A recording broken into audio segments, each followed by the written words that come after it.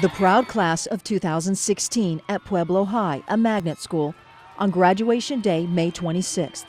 246 seniors received their diplomas, exceeding Principal Augie Romero's goal of 235.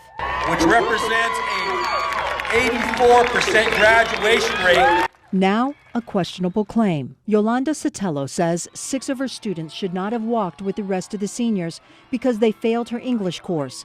But the principal, Augie Romero, gave them passing grades. This is something that has never happened before in my 31 years as a teacher. Romero posted on the Facebook page that he didn't change any grades. He wrote, "It was discovered that a substitute teacher was suppressing curriculum, therefore denying the students the opportunity to be successful." But Sotelo is not a typical substitute teacher. She's a highly certified English teacher now charged with creating strong, culturally relevant curriculum for the entire district. She took over rigorous college prep Chicano literature classes after the third-year teacher quit at the end of the first semester. But when she stepped into her classrooms, she says she faced the same issues as the teacher who quit because the district moved to a more lenient discipline policy to reduce suspensions and expulsions. This is her final student roster of 51 students in her 3 classes. It shows 620 absences in the second semester alone, and tardies add up to 281. She entered them into the school's computer system. Yet Pueblo's incident detail report shows only 1 tardy. That's all the high school students over the entire school year. Kids are roaming the hallways, and it's okay.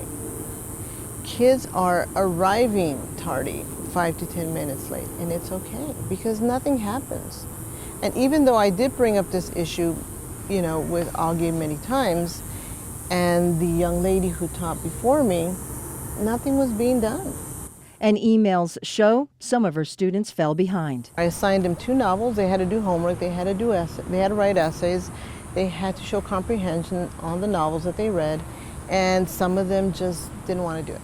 And so I knew there was going to be an issue. Required calendar entries and emails to Romero reveal she did what she could to help the struggling students succeed. So when I told them, this is what I'm doing. I'm staying after school.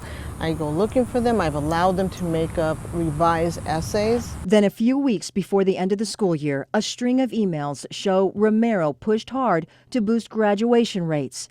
17 students had been in danger of failing her class, including a student, she told Romero, who plagiarized an essay. They didn't come to see me after school. They didn't revise the essay.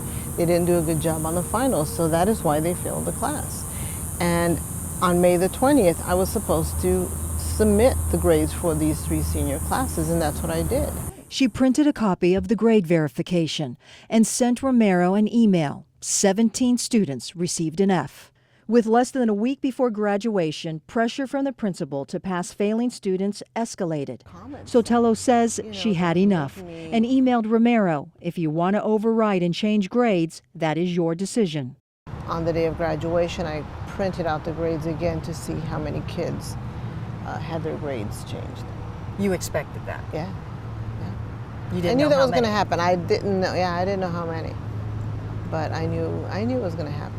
The printed documents show 6 grades changed from an F to a D, done without her consent, a violation of state law Title 15. State statute clearly states teachers are solely responsible for passing or failing students, and only a governing board can overturn a grade.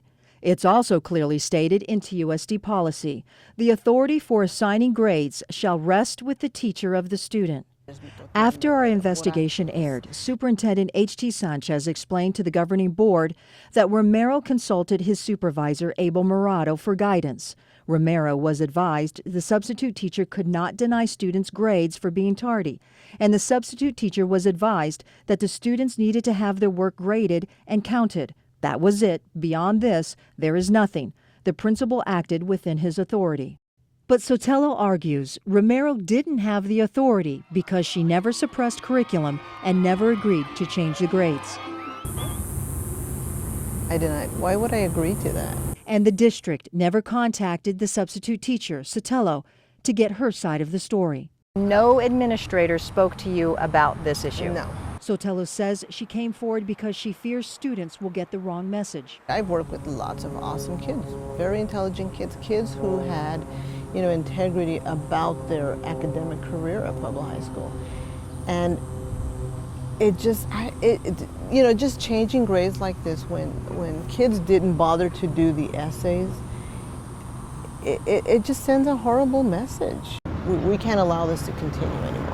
Fears retaliation, but came forward to us because she believes the district downplays and underreports discipline issues, and it's negatively impacting behavior and academics throughout the district. She says teachers need more support, and TUSD administrators are sweeping these issues under the rug. 2 weeks ago, I asked Assistant Superintendent Abel Murado for an interview about the Pueblo grade-changing claims, and he declined. Valerie Cavazos, KGUN-9 on your side.